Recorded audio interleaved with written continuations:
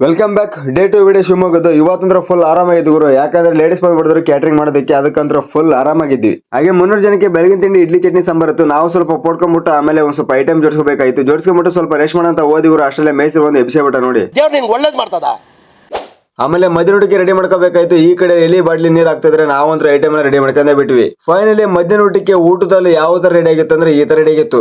ಹಾಗೆ ಊಟಕ್ಕಂತ ಸ್ವೀಟ್ ಮಾಡ್ರೆ ಇವರೇ ತಿಂತಾದ್ರು. ಇವ್ರು ಕೇಳಿದಕ್ಕೆ ಹಿಂಗಂದ,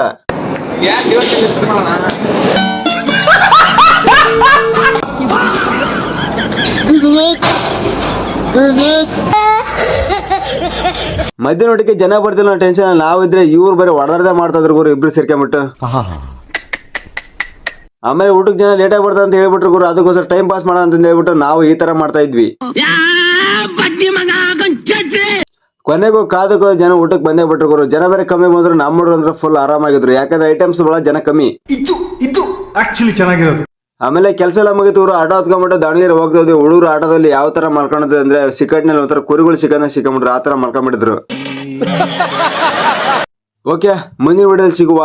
ಬಾಯ್.